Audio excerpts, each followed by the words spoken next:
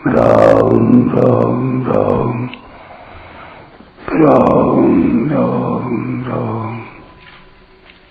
राम राम राम नारायण नारायण। संबंध। द्रोणाचार्य से पांडवों की सेना देखने के लिए प्रार्थना करके अब चौथे, पांचवें और छठे 3 श्लोकों में दुर्योधन उन्हें पांडव सेना के महारथियों को दिखाता है।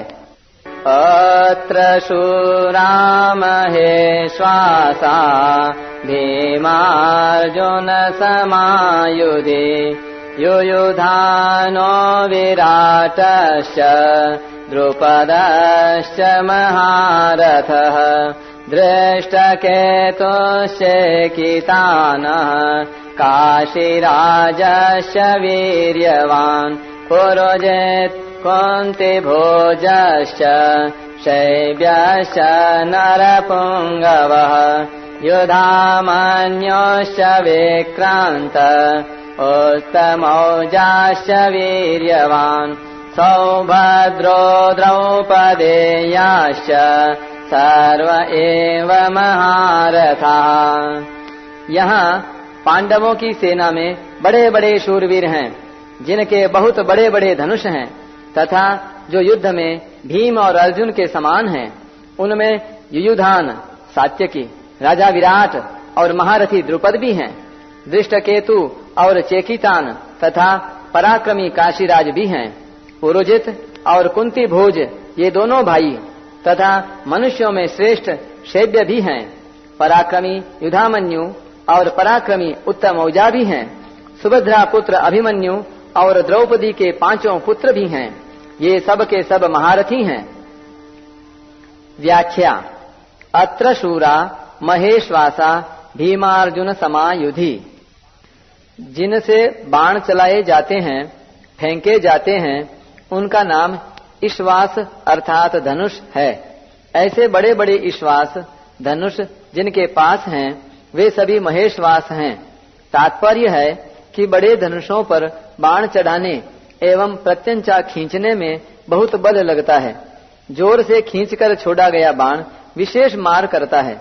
ऐसे बड़े बड़े धनुष पास में होने के कारण ये सभी बहुत बलवान और शूरवीर हैं। ये मामूली योद्धा नहीं है। युद्ध में ये भीम और अर्जुन के समान हैं, अर्थात बल में ये भीम के समान और अस्त्र शस्त्र की कला में ये अर्जुन के समान हैं। युयुधानः। युयुधान अर्थात सात्यकी ने अर्जुन से अस्त्र शस्त्र की विद्या सीखी थी। इसलिए भगवान श्री कृष्ण के द्वारा दुर्योधन को नारायणी सेना देने पर भी वह कृतज्ञ होकर अर्जुन के पक्ष में ही रहा, दुर्योधन के पक्ष में नहीं गया। द्रोणाचार्य के मन में अर्जुन के प्रति द्वेष भाव पैदा करने के लिए दुर्योधन महारथियों में सबसे पहले अर्जुन के शिष्य युयुधान का नाम लेता है। तात्पर्य है कि इस अर्जुन को तो देखिए, इसने आपसे ही अस्त्र शस्त्र चलाना सीखा है और आपने अर्जुन को यह वरदान भी दिया है कि संसार में तुम्हारे समान और कोई धनुर्धर न हो, ऐसा प्रयत्न करूंगा। प्रयतिष्ये तथा कर्तुम यथा नान्यो धनुर्धरः त्वत्समो भविता लोके सत्यमेतत् ब्रवीमिते। इस तरह आपने तो अपने शिष्य अर्जुन पर इतना स्नेह रखा है, पर वह कृतज्ञ होकर आपके विपक्ष में लड़ने के लिए खड़ा है, जबकि अर्जुन का शिष्य युयुधान उसी के पक्ष में खड़ा है। युयुधान महाभारत के युद्ध में न मरकर यादवों के आपसी युद्ध में मारे गए। विराटश्च। जिसके कारण हमारे पक्ष का वीर सुशर्मा अपमानित किया गया, आपको सम्मोहन अस्त्र से मोहित होना पड़ा और हम लोगों को भी जिसकी गायें छोड़कर युद्ध से भागना पड़ा, वह राजा विराट आपके प्रतिपक्ष में खड़ा है।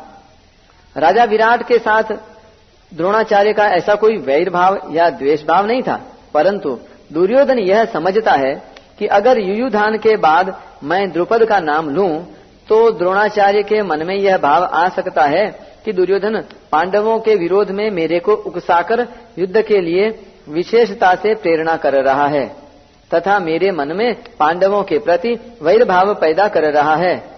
इसलिए दुर्योधन द्रुपद के नाम से पहले विराट का नाम लेता है जिससे द्रोणाचार्य मेरी चालाकी न समझ सकें और विशेषता से युद्ध करें।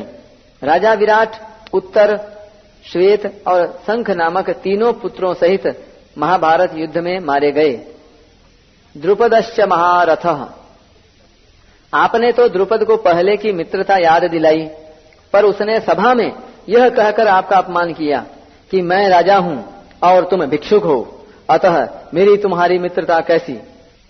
तथा वैरभाव के कारण आपको मारने के लिए पुत्र भी पैदा किया।